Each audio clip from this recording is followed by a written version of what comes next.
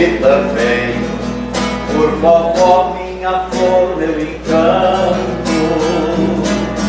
Vovó, minha flor, meu encanto. Vovó, é pra ti este canto. Vovó, minha flor, meu encanto. Vovó, é pra ti este canto, pra todas as vovós.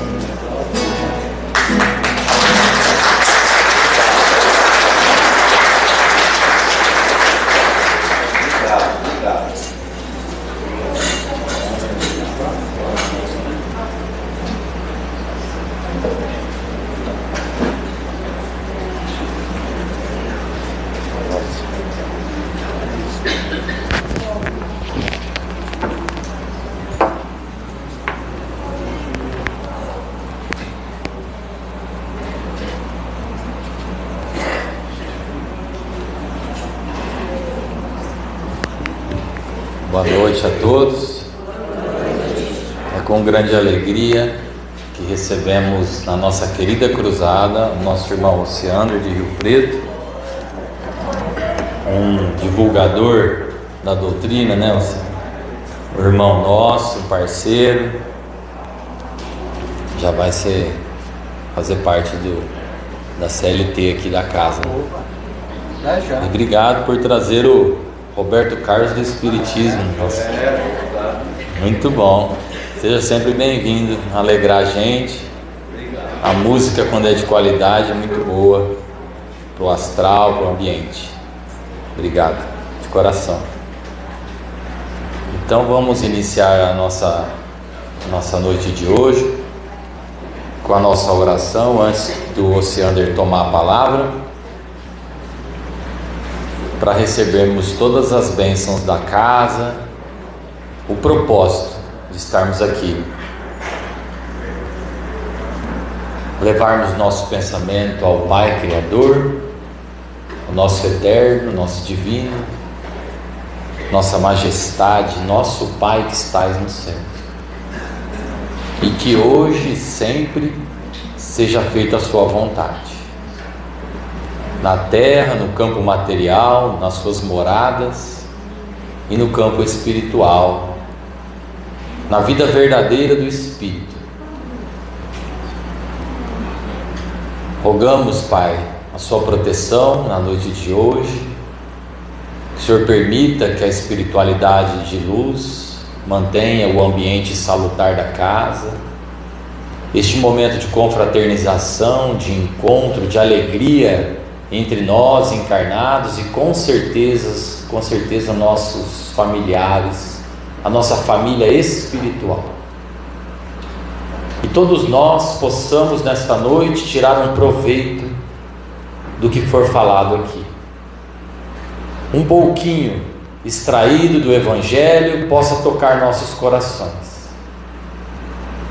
nos amolecer da dureza da vida, dos desafios, para que possamos aplicar o Evangelho no nosso comportamento, na nossa maneira de ser. Deixarmos de lado a maneira egoísta de viver e buscar o sentido espiritual da vida, porque temos a certeza, nós espíritas, que a vida futura nos espera quando tivermos a consciência tranquila e alcançarmos a bem-aventurança, os mundos melhores.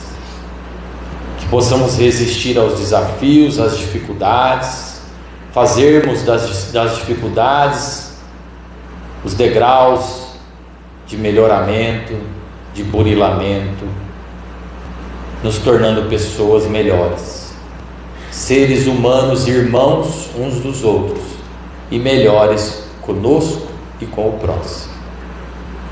Com esse intuito, Pai, com suas bênçãos, com a assistência de Jesus Cristo, nosso Messias, vamos dar início na primeira parte da noite de hoje, na santa e divina paz do Mestre Jesus, que assim seja. nosso irmão Oceano. Obrigado, obrigado. Boa noite. Sempre bom estar aqui, uma alegria, mais uma vez. Estava aqui durante a prece do Daniel pensando, poxa, eu ando em muitos lugares por aí, muitas cidades, muitas casas espíritas, mas aqui, com respeito a todas as demais, eu tenho um carinho especial. Eu me sinto em casa, realmente, aqui. Então já pode me colocar, para poder participar da ata aí, que eu tô dentro aí, viu, de verdade. A gente vai seguindo a jornada da vida e vai tentando descobrir quais maneiras que a gente pode encontrar soluções. E uma das coisas que talvez, uma das qualidades que alguém pode conquistar, que mais traz bons resultados no nosso cotidiano, na nossa saúde física, nos nossos relacionamentos, em uma vida, vamos dizer assim, uma existência ganha através da conquista de valores morais e, consequentemente, um amadurecimento do indivíduo que vai conduzir ele a uma vida de mais felicidade.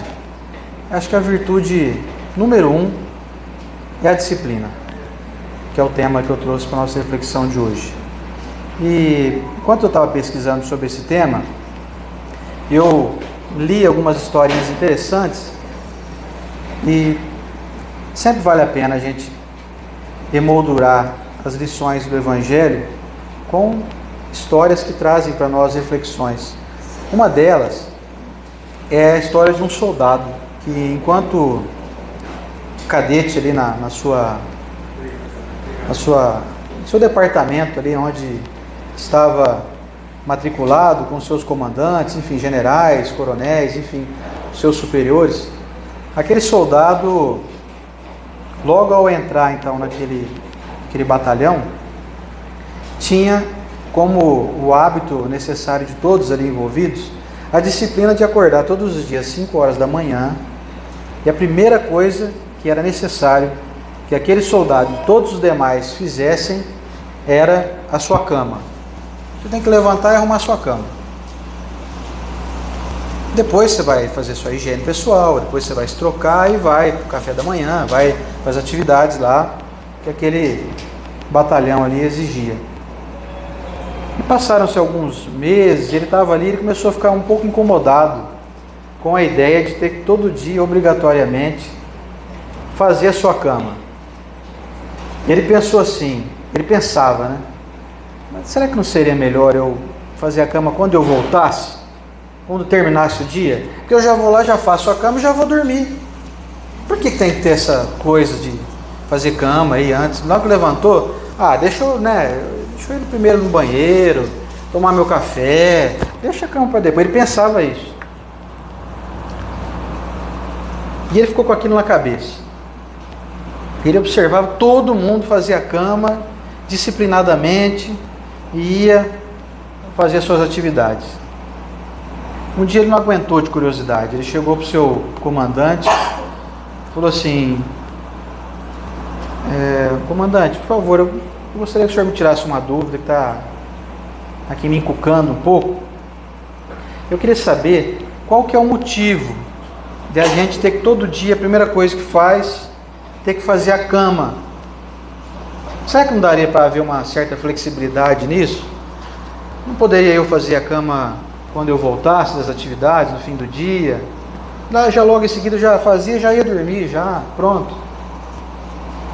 E aí o comandante olhou para ele e falou: olha, eu entendo o teu raciocínio, mas a resposta é a seguinte: se você se levantar e sair e deixar sua cama por fazer, você começa o seu dia deixando rastros, pendências.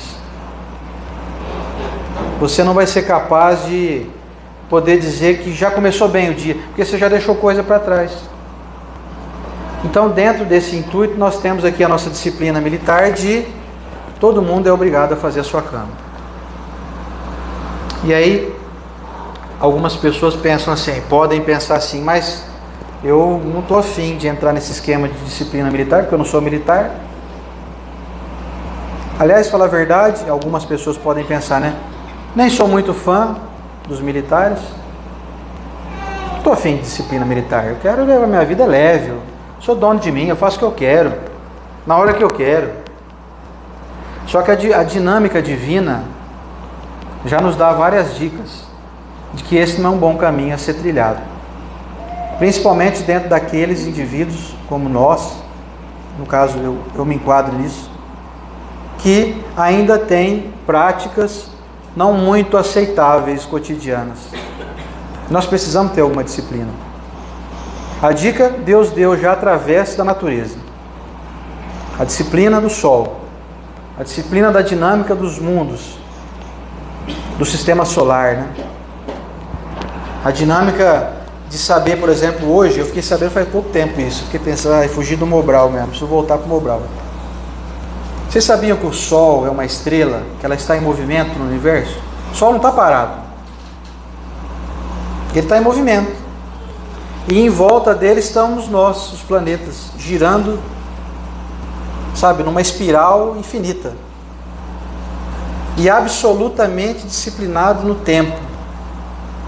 365 dias, movimento de translação, o movimento da Terra em volta do Sol, 24 horas, movimento de rotação, 23 horas, 59 segundos e uns milésimos lá. Não falha. É absolutamente perfeito. Eu acho que é um indício de que quem criou tudo isso tinha uma disciplina, tem uma disciplina muito grande, né? Vocês não acham isso? Nunca vi um dia com 23 horas, 59 minutos e 58 segundos. Nunca vi. Não tem notícia disso.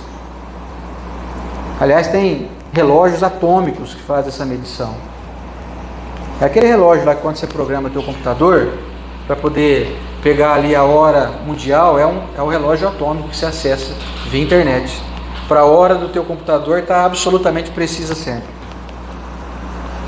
É uma disciplina rígida para funcionar bem. E aí o Evangelho segundo o Espiritismo, lá no capítulo 17, no item 7, tem uma questão, a chamada o dever. Um capítulo dedicado exclusivamente a essa temática. O dever nada mais é que são as nossas obrigações. E olha o que os Espíritos disseram, que interessante. Na ordem dos sentimentos, o dever é muito difícil de se cumprir, por se achar em antagonismo com as atrações do interesse e do coração. Quer dizer, é difícil cumprir o dever porque o nosso coração está habituado a não cumprir deveres. É chocante isso, né? São os Espíritos que estão dizendo aqui, através de Kardec. E ele continua: não têm testemunhas as suas vitórias e não estão sujeitas à repressão suas derrotas. Trocando em miúdos, os Espíritos disseram o seguinte: olha, é difícil para vocês cumprirem dever porque o coração de vocês não tem ainda essa competência adquirida. Ou seja, é algo que não encanta. E ainda tem mais. Quando você realiza algo disciplinadamente e se enquadra em algum tipo de melhoria, em algum aspecto moral, físico, em alguma questão que você se dedica e você passa a ser alguém disciplinado e consequentemente ganha valores morais por isso, está aqui, ó. Não tem testemunhas das suas vitórias. Parece que ninguém vê. Ninguém observa muito as nossas qualidades quando a gente vai buscando adquiri-las. E quando nós somos derrotados pela nossa disciplina, não estão sujeitos à repressão. Porque todo mundo faz, todo mundo erra. Então parece que o Evangelho está trazendo para nós assim um negócio assim, não precisa ter disciplina não. Vocês já estão acostumados a viver indisciplinadamente assim. Está tudo bem, ó. Ninguém nem fica bravo com vocês quando vocês erram. Parece que é meio que uma passada de mão na cabeça e fala, não, continua assim mesmo. Está tudo certo. Mas não é bem assim. O Evangelho tem sempre o objetivo de não nos encostar na parede, não nos obrigar a nada, não nos impor nada. Tanto que esse capítulo é dedicado exclusivamente a nos fazer compreender, e por livre e espontânea vontade, com o nosso livre-arbítrio, que a gente se enquadre na necessidade de descobrir que eu preciso aprender disciplinas na vida. E falando em disciplina, acho que não tem quem não conheça a clássica história do Chico Xavier, na primeira vez que se encontrou com o seu benfeitor Emmanuel, lá no ano de 1927, na cidade de Pedro Leopoldo, em um rio que rodeia a cidade, tem um local, tem uma pequena cachoeira. O Chico estava lá um dia, um momento de lazer, de descanso, refrescando a cuca, e encontrou aquele indivíduo de uma aparência imponente, sem ser temerário, um indivíduo de uma feição de bastante competência moral. E o Chico já foi conversar com ele e ele se apresentou: meu nome é Emmanuel, vim aqui porque existe uma proposta de trabalho para o senhor. O Chico, então, com 17 anos de idade. O Chico perguntou para ele: mas o senhor acha que eu sou capaz de realizar qualquer tipo de trabalho em se tratando de doutrina espírita, na tarefa espírita? E o Emmanuel olhou para ele e falou: olha, sim, nós entendemos que o senhor é competente para isso, mas para isso são necessários 3 requisitos fundamentais, senão não haverá como a gente nem começar essa conversa aqui. Qual que é a primeira? Disciplina. Ok. E a segunda? Disciplina. E a terceira? Adivinhe? Disciplina. Por que será que essa palavra foi tão martelada na cabeça do Chico Xavier? Sem dúvida nenhuma, é um espírito de grande estirpe moral, de grande capacidade de todos os aspectos, morais, mediúnicos, etc. Eu fui estudar um pouco esse tema. Por que será que o Emmanuel falou 3 vezes a palavra disciplina? E eu descobri um negócio interessante. Engraçado falar negócio, né? A impressão que é alguma coisa assim.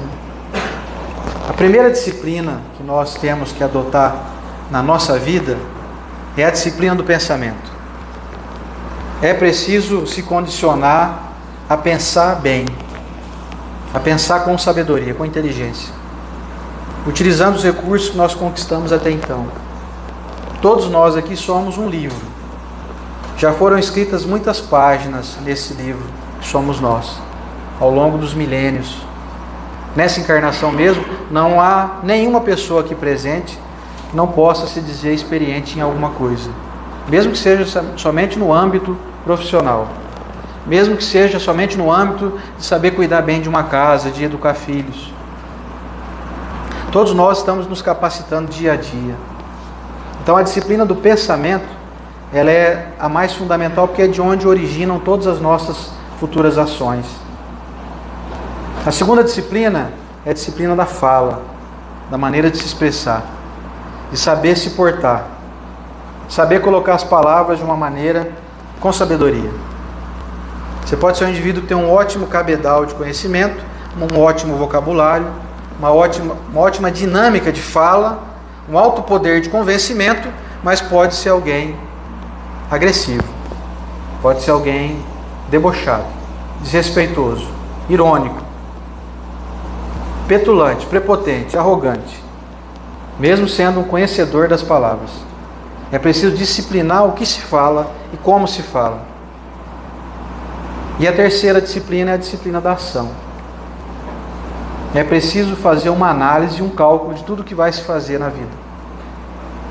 Quantas pessoas por aí perderam a existência por conta da indisciplina nas ações? Uma briga de trânsito, um momento de cabeça quente, vai tirar satisfação com alguém puxa uma arma branca, volta para o mundo espiritual de uma maneira desnecessária. Não teve a disciplina da ação, não calculou os prós e os contras, agiu de uma maneira impensada. Quantos relacionamentos não acabam por conta de uma ação impensada? Quantas amizades não se encerram depois de longas décadas de boa convivência. Um ato de insanidade, um átimo, um lapso que a pessoa tem, faz com que ela entre numa sintonia que depois fica difícil de reverter. Então percebam que nós somos bombardeados pela literatura espírita com a recomendação de que nós estudemos, com que nós nos habilitemos, com que nós ponderemos as nossas atitudes, que nós adquiramos o conhecimento de uma maneira equilibrada. Também você não pode ficar aí obcecado por isso. Não pode ficar alguém que fica incansavelmente ligado em algo e depois se diz assim: não, mas isso aqui eu sou muito disciplinado. É necessário ganhar a sabedoria do equilíbrio. Então, por exemplo, eu não posso fazer, mas isso aqui eu estou aprendendo agora disciplina em trabalhar. Trabalho muito. Sou muito trabalhador. Só que aí você trabalha 24 horas por dia. Você vai destruir seu corpo, vai destruir as suas relações. Você vai acabar vivendo um indivíduo obcecado. E aí a sua disciplina ela está de uma maneira desmedida, imoderada. Ela não está num status de que está trazendo benefício para você. Você não está sabendo fazer a coisa certa, da maneira certa. São os extremos. Os extremos é que são perigosos. Sabe aquela história do 8 ou 80? Eu não posso ser 80 em nada. Eu vou ser 80 um dia, nós vamos ser 80 um dia, ao longo dos milênios, com a moderação, com essa serenidade. Nós vamos adquirindo a disciplina, por exemplo, do trabalho, e nós vamos chegar a nível 80, seria uma comparação no ditado popular, mas assim, 100% de otimização em trabalhar. É um ótimo trabalhador. E com isso, então, a gente vai aprendendo que também não posso ser 8. Que 8 é trabalhar quase nada, é ficar ali na linha da ociosidade. E aí como é que você faz? Como é que você vai ganhar teu sustento? Como é que você vai ser útil na sociedade? Como é que você vai produzir algo para que você mereça que as pessoas produzam algo para você? Porque nós vivemos uma via de mão dupla. É uma troca constante. Todos nós estamos oferecendo algo e recebendo algo. Se você é um bom carpinteiro, você produz lá o seu trabalho e você recebe um dinheiro para você poder comprar comida. Você não produz comida. Você produz um trabalho que o carpinteiro produz. Então, para poder conquistar o dinheiro, para poder comer, para poder pôr gasolina no seu carro, você tem que trabalhar e oferecer coisas para o cara que produz alimento que ele não faz. Ele não sabe fazer carpintaria. Então, é assim como um todo a vida. É preciso estar constantemente vigilante nessa busca incessante. Eu preciso adquirir através dos pormenores, dos detalhes. Eu preciso, por exemplo, adquirir a disciplina do horário, do que foi cumprido, que foi combinado. Porque quando eu não cumpro um horário que eu combinei com alguém, alguém fica me esperando. Então estou indiretamente, talvez até de uma maneira inconsciente da minha parte, porque eu não parei para pensar nisso. Estou desrespeitando quem está me esperando. Talvez é meu patrão, está combinado eu chegar todo dia 8 horas no trabalho. Eu chego 8h02. Você fala, mas 2 minutinhos só, né? Que tem? Mas 2 minutinhos hoje, 1 minutinho e meio amanhã, 2 minutos depois de amanhã. Vai somando para você ver. Tem um ditado que eu gosto muito que diz assim: se você chegou 15 minutos antes do combinado, você chegou na hora. Se você chegou 5 minutos antes, você chegou atrasado. E se você chegou na hora, você chegou muito atrasado. Interessante pensar nisso, né? Mas 15 minutos antes, então você chegou na hora. Dá tempo de você chegar, medir o ambiente, né? Conversa ali um pouquinho, sente como é que está o negócio. Agora, se você chega em cima da hora, já ia deixar o pessoal preocupado. Imagina eu chegando 1 minuto aqui para as 8. Tereza já ia falar, não vou chamar esse Oceander mais não, ele mata a gente do coração, chega em cima da hora, não sabe se ele vem, se ele não vem. Quer dizer, é um desrespeito com a pessoa. Indiretamente é. Como não, mas eu estou aqui, eu não estou aqui às 8? A gente pode dar justificativa, a gente gosta de dar justificativa, né? Para justificar a nossa indisciplina. Então, cumprir horário não é só cumprir o horário com as pessoas que estão te esperando, ou com uma pessoa só que seja, é cumprir um compromisso contigo. É você se mostrar que você é habilitado, você é capaz, você tem ordem, você é capaz de se organizar. E aí o que acontece muitas vezes? O indivíduo sai correndo, sai dando luz alta em todo mundo, sai da frente que eu estou atrasado, sai da faixa da esquerda, sai, passa o semáforo vermelho porque está atrasado, pode atropelar alguém, pode provocar algum acidente, deixa um ambiente onde você passa um traço ali, um rastro, como eu falei no início, um rastro de indisciplina e que gera uma animosidade nas pessoas que estão ao seu redor, porque todo mundo passa, quando você passa perto, fala, nossa, olha que louco, quem que esse cara está pensando da vida? E nós sabemos, através da doutrina espírita, que a energia, que as vibrações, esse magnetismo que Kardec divulgou tanto, chega até nós. Que tipo de energia você quer receber das pessoas? Falando do horário, por exemplo. Todo mundo chega na hora mais cedo para entrar no trabalho, aí a gente é o bonitão que chega atrasado. Todos os demais funcionários falam lá, chegou aí o príncipe encantado, estava lá tirando, né, desceu do trono, né, tirou ali a coroa dele, por isso que chegou atrasado, né, o príncipe. Então a gente vira assim, vira aquele burburinho nos demais. Algumas pessoas dizem assim, tô nem aí, pensam de mim, não ligo. Olha, se eu fosse você, começar a ligar sim, viu? Porque estão emitindo vibrações para nós, a favor ou contra. E a gente se influencia dessas energias. Agora eu vinha conversando com meu pai no carro, falando da indisciplina de um indivíduo que gritou no ouvido dele no trânsito. Ele falou, nossa, na hora eu fiquei com raiva do cara e tal. O cara foi deselegante, desrespeitoso, desnecessário, foi agressivo. Indisciplina. Tratar mal os outros é indisciplina. Você não é capaz de conter teus impulsos animalizados ainda. Dá uma resposta atravessada. É a indisciplina da impaciência, da incompetência em ser mais manso. Lembrando que, do jeito que eu estou falando aqui, dá a impressão que quando se fala de disciplina, é um trabalho que você realiza para beneficiar os outros. Parece que é isso. O pessoal lá no centro fica só falando, ensinar a gente a ser bonzinho aí. Ai, esse espiritismo, vou te falar, viu? Lê do engano. Se você é disciplinado para os outros, você é disciplinado para você. Você é um universo. Em torno do seu organismo tem trilhões de células inteligentes formando o seu corpo. Podemos dizer sem medo de errar, somos um universo à parte, dentro de outros vários multiversos. O seu organismo trabalha de acordo com as informações que você imprime nele. Se eu estou sempre informando o meu organismo que o que tem em chegar 5 minutos atrasado?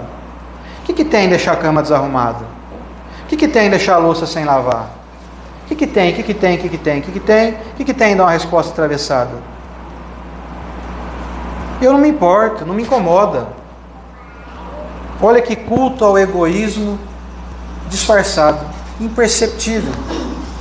Você está cultuando o teu ego, como se só o que você sente é o que importa. Não tem problema que as pessoas se incomodem comigo. Quer dizer, olha aí, não estou ligando se você está incomodado comigo. Isso é péssimo. Você tem que ligar sim. Se nós viemos aqui para nos tratar como irmãos, você tem que tratar o seu irmão para que ele fique satisfeito com a tua presença, com as suas atitudes, com a sua fala. Como que você vai ser espírito evoluído se você não se importa com os outros? O espírito evoluído só vive se importando com os outros o tempo inteiro. Eles não pensam neles um segundo. Eu nunca li um livro, principalmente dos livros da obra do Chico, que os benfeitores estão lá preocupados com a vestimenta deles, como é que está ali a pele, vocês estão bem arrumados. Nunca vi falar isso. Só vejo o benfeitor iluminadíssimo socorrendo pessoas. Socorrendo um, amando o outro, amparando o outro, pega o outro lá do umbral. Só vejo isso. E aí eu venho aqui, sou muito autoconfiante, tenho uma autoestima elevadíssima. Não ligo para o que pensam de mim. Olha, cuidado, hein? Isso é cilada, hein? Que nem o carga pesada, ela foge que é cilada, Bino. Não entra nessa. E a gente costuma, muitas vezes, fazer petições ao alto. Porque nós estamos o tempo todo precisando de resolver problemas, né? Aposto que todo mundo aqui tem um monte de problema para resolver. Físico, problema financeiro, problema emocional. E aí olha o que diz o benfeitor Emmanuel no livro chamado Assim Vencerás. Capítulo 31. Se chama Obter e Pagar. Eu vou só trazer algumas das frases contidas nesse capítulo. Não todas, óbvio que o capítulo é longo. Diz o Emmanuel o seguinte: você pede a graça da saúde, mas não te esqueças da própria defesa contra a enfermidade. Oh Deus, me dá a saúde aí. Doutor Bezerra, manda uma equipe aí para me socorrer, estou com uma dor aqui. Seu Eurípides Barçanufo, manda aí algum remédio espiritual para curar esse meu problema de gastrite, essa minha azia, essa minha dor de cabeça, essa minha insônia. E o Emmanuel nos adverte: você precisa se defender contra a enfermidade. Você tem que fazer algo. Antes de continuar aqui, vou pedir para meu pai cantar uma aqui para dar uma quebrada nessa disciplina aqui, né? Para não ficar pesadão assim. Para não ficar igual a música da menina lá, pesadão, pesadão. Todo mundo lembrou da música Pesadão, né? Então vamos lá, senhor Ademir Vesque. Segundo Daniel, Roberto Carlos, né? Da doutrina espírita. Roberto Carlos Espírita, exatamente. Se ouvires a voz do vento chamando sem cessar, se ouvires a voz do tempo mandando esperar, a decisão é tua, a decisão é tua. São muitos os convidados, são muitos os convidados, quase ninguém tem tempo, quase ninguém tem tempo.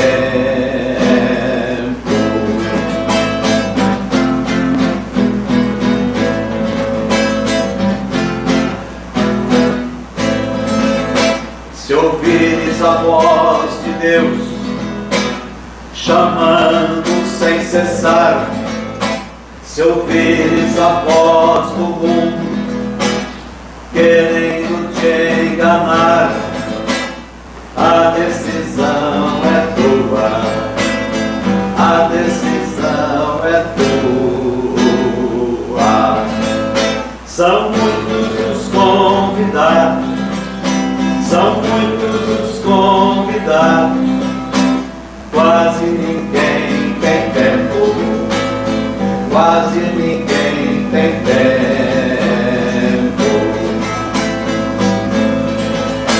O trigo já se perdeu, cresceu, ninguém colheu, e o mundo passando fome, passando fome de Deus. A decisão é tua, a decisão é tua. São muitos os convidados, são muitos os convidados, quase ninguém tem tempo, quase ninguém tem tempo.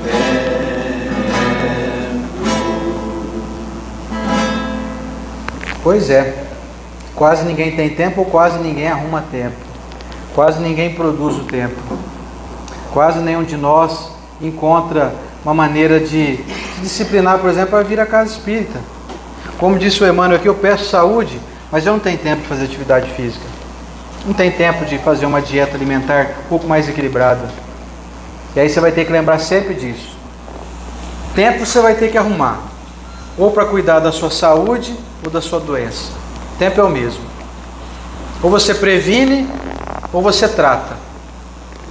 Ou você faz a prevenção, ou você vai ter que buscar soluções, tentar remediar, e tem coisas que são irremediáveis. Diz ainda o Emmanuel: roga o favor da luz, todavia não permaneças na sombra. Não permaneças na sombra de maus pensamentos, de pessimismo, de dar conversa para intriga, para briga. Isso é escuridão.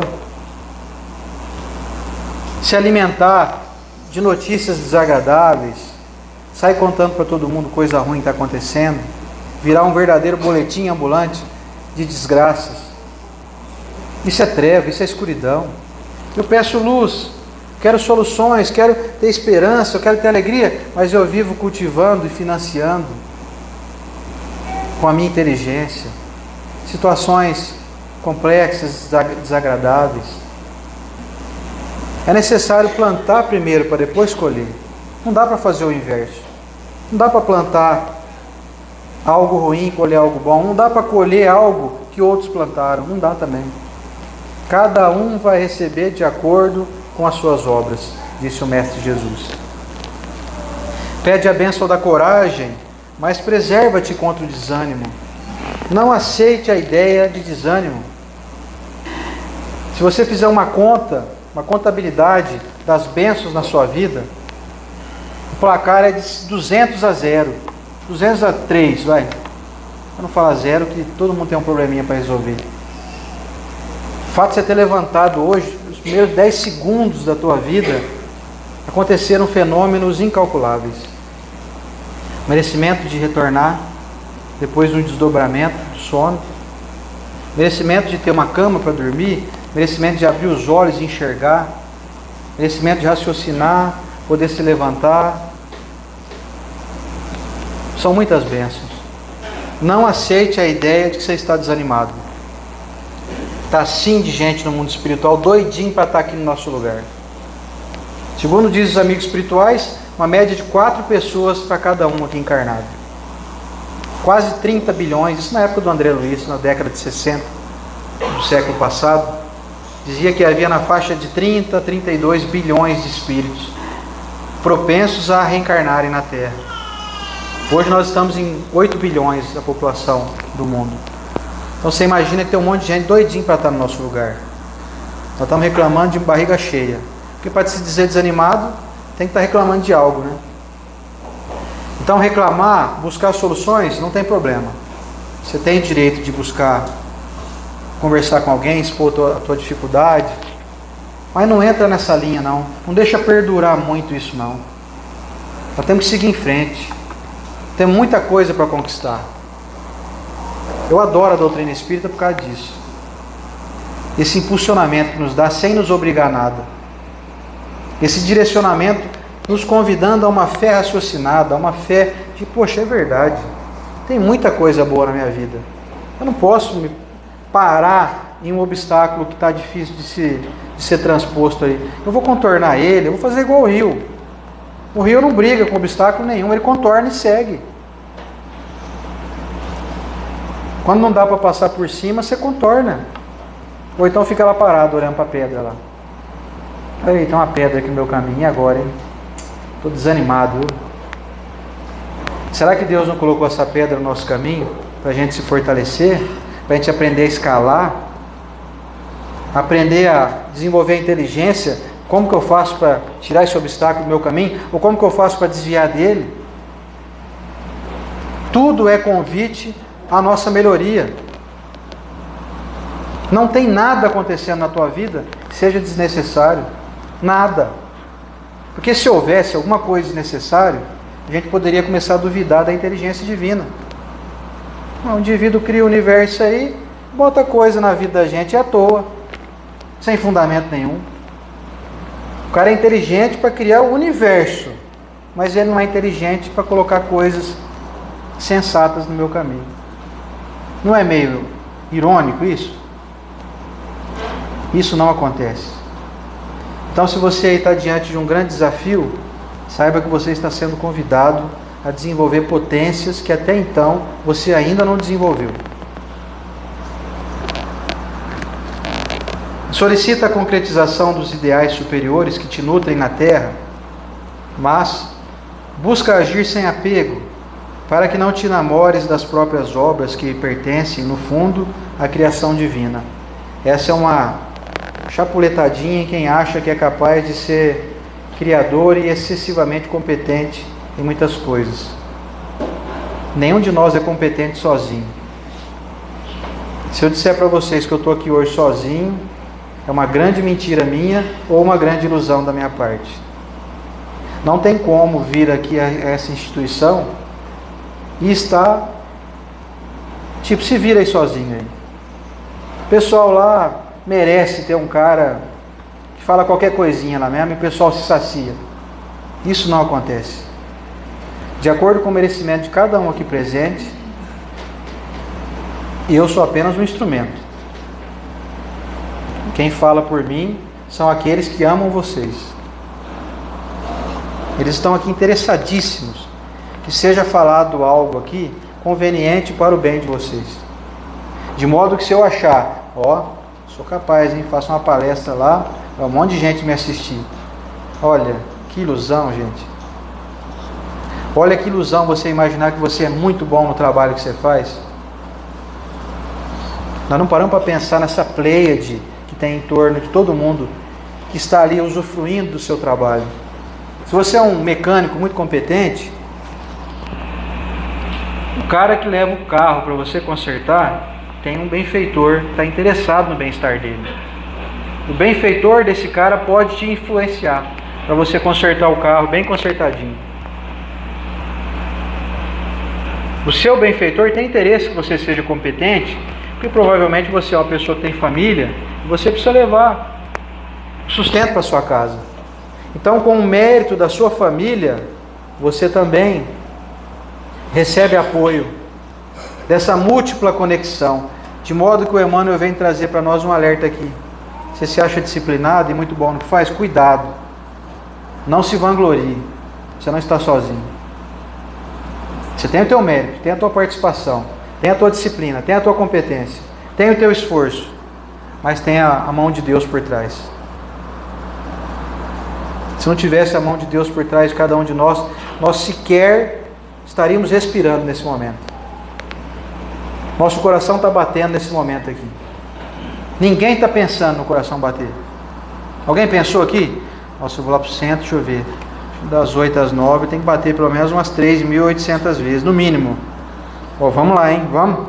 Vai, 1, 2, 3. Vocês pensaram isso? E está batendo. Por que será? Disciplina divina. Disciplina de Deus em nós. Dá para alguém dizer que é autossuficiente? Eu me garanto. Sou um cara que acordo 5 horas da manhã, trabalho o dia inteiro, estudo, me empenho, sou gentil, sou educado, todo mundo gosta de mim, vou dormir 1 hora da manhã e durmo só um pouquinho mesmo para não perder tempo. Parabéns. Você é disciplinado sim, mas você não está sozinho. Tem uma equipe junto contigo.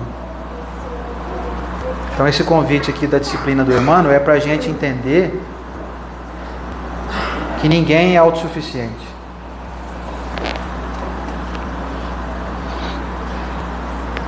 Roga a concessão de recursos materiais para a solução dos problemas que te afligem no mundo, mas não te esqueças de aprender a gastar com equilíbrio e respeito, sem te precipitares em débitos insolúveis.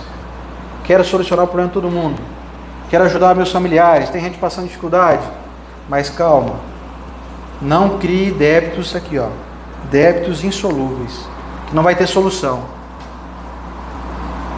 Tem que ter esse entendimento. É difícil, conseguir conciliar isso, porque a gente quer resolver. Quem tem um coração bom fala, não, eu vou dar todo o meu dinheiro, vou ajudar aqui o centro, vou ajudar uma família carente ali, vou ajudar um primo meu que está com dificuldade, vou ajudar todo mundo, e aí daqui a pouco você não tem dinheiro nem para você comer.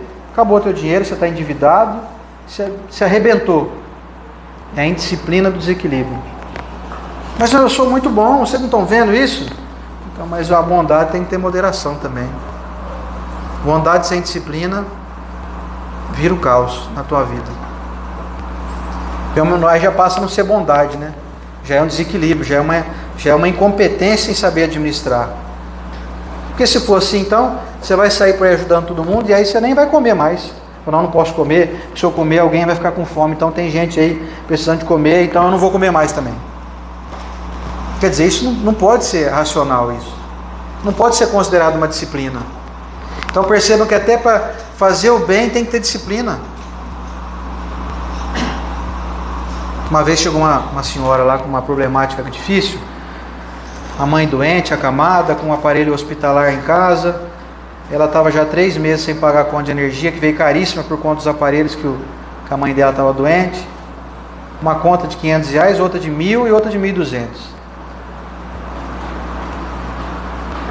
Aí chegou um amigo nosso e falou assim: eu vou pagar todas.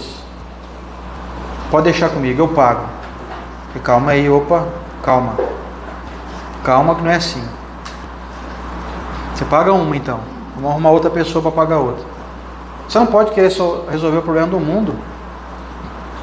Ele falou: mas como? Eu estou querendo pagar todos, não está certo isso? Aos olhos de muitos pode parecer certo, mas não é bem assim. Nós temos que ir devagar com as coisas. Então vamos arrumar outra pessoa para ajudar aí. Apareceu outra pessoa, falou: não, a outra conta eu pago. Aí pronto, já não está pesando tanto. Senão até para fazer o bem você fica pesado, você não suporta. Tem que ter moderação. Nós temos que nos disciplinar no horário, na nossa vestimenta, na nossa feição facial. Como você apresenta a sua face, é disciplina. Às vezes um dia você está com uma dorzinha, tem que ter disciplina para você não andar por aí assim, ó. As pessoas vão ficar chateadas, incomodadas, preocupadas. Nós temos que pensar no bem dos outros também. Então tem que tentar moderar um pouco. Hoje eu não estou tão bem, acho que eu vou sair um pouquinho mais tarde. Vou tomar um remedinho, um analgésico. Tudo isso é disciplina. Nós temos que ter disciplina para não incomodar os outros.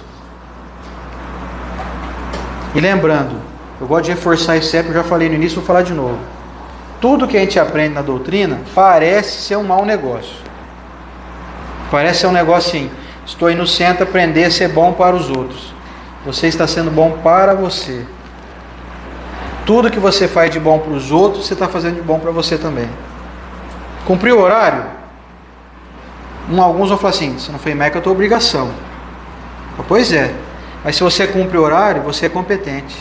Você informa para as suas células: eu sou competente em cumprir o horário. Eu sou competente em fazer um serviço caprichado, bem feito. Você está informando para você isso. Aí as suas células falam: nossa, que beleza, hein? O ambiente aqui é competente, o ambiente aqui é bom. Tem organização, tem comandos. Estamos recebendo comandos aí que a coisa aqui funciona bem. O teu organismo vai funcionar bem. Você não vai ficar doente. Você conhece gente negativa que está sempre doente? É indisciplina. É a indisciplina da ranzinice, da reclamação continuada, daquela incompetência em administrar as próprias emoções.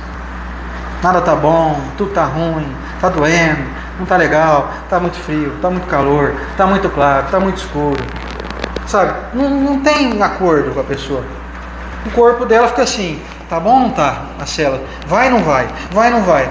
Aí gripe, resfriado, dor de cabeça, sinusite, insônia, ansiedade, depressão e, em alguns casos mais graves, suicídio. Nós temos que pensar muito nisso, no que nós estamos fazendo da nossa vida. Aquilo que eu me comprometo a fazer, eu tenho que fazer bem feito, mesmo que ninguém esteja vendo, mesmo que ninguém perceba. O Evangelho já veio trazer o alerta aqui, ó. Os teus êxitos muitas vezes não tem plateia. Deixa a plateia de lado. Pensa na tua consciência. Porque a tua consciência é o teu maior amigo ou o teu maior inimigo. Você escolhe. Qual o caminho que você quer dar para ela? Quero informar para minha consciência que tudo que eu faço é bom. Os horários eu cumpro. Combinado não sai caro. Se eu falei, está falado, eu vou cumprir aquilo. E lembrar que toda ação gera uma reação semelhante. Se eu sou indisciplinado com a vida, com as pessoas, o universo vai ser indisciplinado comigo. Que é isso que eu jogo para ele. Quando eu buscar soluções, elas não virão. Porque eu não sou muito habilitado em dar soluções na vida de ninguém. Eu não planto isso. Eu planto indiferença. Eu sou assim, quem quiser gostar de mim, que goste. Tô nem aí não, chegar em casa lá, minha mulher trata ela do jeito que eu quiser, meio acabou. Ela casou comigo, eu sou assim. Vai, viu? Vai nessa toada aí pra você ver. Daqui a pouquinho você tá solteirão aí, você nem sabe o que aconteceu. O que foi? Cadê as roupas da minha mulher? Não tá aqui mais? Acho que ela foi embora, hein? Sorte dela. Escapou de uma encrenca na vida, né? E os amigos então? Para cultivar amigos, nós temos que ser bons amigos. Para ser bons amigos, nós temos que ter uma disciplina ferrenha. Não se melindrar, não exigir, não desrespeitar os combinados. Senão você vai só atrair amigos iguais a você. O Livro dos Espíritos, Allan Kardec perguntou assim: o que acontecerá com os ingratos? Resposta dos Espíritos: está programando a convivência com pessoas ingratas iguais a ele. E assim é para tudo. Vamos trocar um pouquinho, modificar um pouquinho com permissão de Kardec aqui a pergunta. O que vai acontecer com os indisciplinados? Conviver com gente indisciplinada igual a ele. O que acontece com gente intragável, impaciente, agressiva, irônica, verborrágica, fala e agride com as palavras? O mesmo. Para finalizar, que a nossa hora já foi, eu trago uma historinha aqui muito interessante no livro chamado Alvorada Cristã, que o Chico Xavier psicografou através do espírito chamado Néio Lúcio. Vocês já ouviram falar do Néio Lúcio? Néio Lúcio, então quem quiser depois pesquisar aí, chama O Servidor Negligente. Para finalizar a nossa noite aqui. À porta de uma grande carpintaria, chegou um rapaz, de caixa às costas, à procura de emprego. Parecia humilde e educado. O diretor da instituição compareceu, atencioso, para lhe atender. Tem serviço com que me possa favorecer? Indagou o jovem, respeitoso, depois das saudações habituais. As tarefas são muitas, elucidou o chefe. Oh, por favor, tornou o interessado. Meus velhos pais necessitam de amparo. Tenho batido em vão a porta de várias oficinas. Ninguém me socorre. Eu me contentarei com um salário reduzido e aceitarei o horário que o senhor desejar. O diretor, muito calmo, acentuou: trabalho não falta. Enquanto o candidato mostrava um sorriso de esperança, acrescentou o diretor: traz suas ferramentas em ordem? Perfeitamente, respondeu o rapaz. Vamos vê-las. O moço abriu a caixa que trazia. Metia pena reparar-lhe os instrumentos. A enxó se achava deformada pela ferrugem grossa. O serrote mostrava vários dentes quebrados. O martelo tinha cabo incompleto. O alicate estava francamente desconjuntado. 2 formões não atenderiam a qualquer apelo de serviço, tal a imperfeição que apresentavam os seus gumes. Poeira espessa recobria todos os objetos. O dirigente da oficina observou e disse, desencantado: para o senhor não temos qualquer trabalho.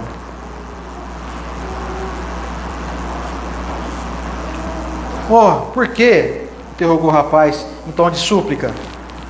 O diretor esclareceu sem azedume: se o senhor não tem cuidado, com as ferramentas que lhe pertencem, como preservará as nossas máquinas?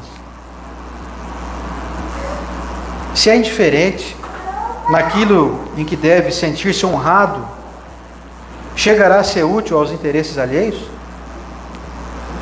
Quem não zela atentamente no pouco de que dispõe, não é digno de receber o muito.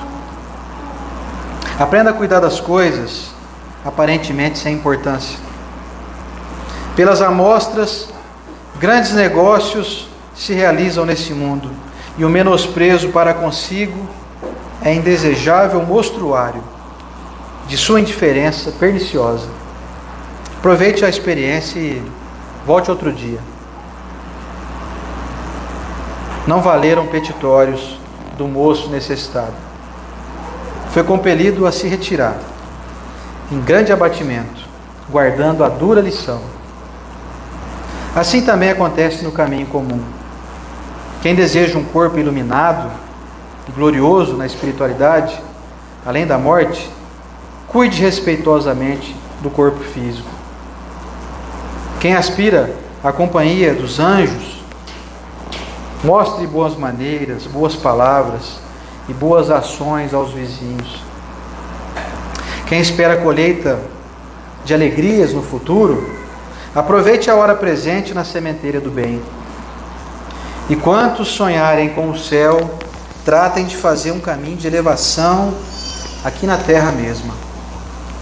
Neio Lúcio. Muito obrigado a todos. Vocês tenham uma ótima semana, um ótimo ano, com disciplina, discernimento, equilíbrio, serenidade e muita paz. Muito obrigado. E meu pai vai tocar a última aqui para finalizar com chave de ouro, porque se a palestra for ruim... Bem combinado esse final. É que eu falou uma palavra digna. Então vamos lá. Aí quer ser digno, né? Diante de Deus, né? Ser perfeição, procurar a perfeição em cada coisa que a gente faz, o merecimento, né? Coisa.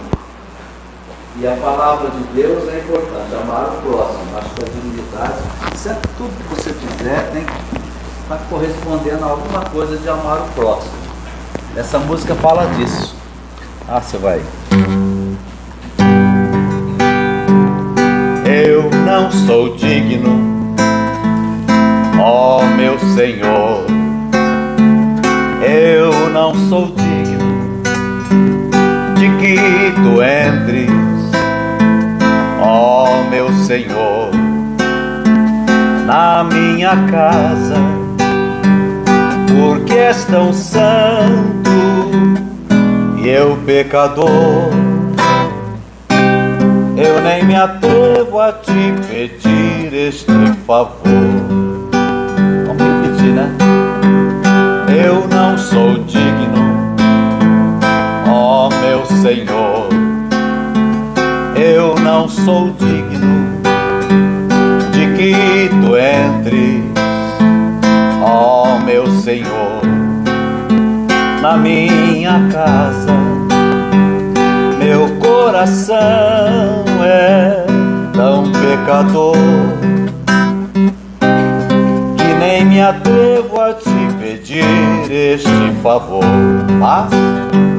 Mas se disseres uma palavra, a minha casa se transformará.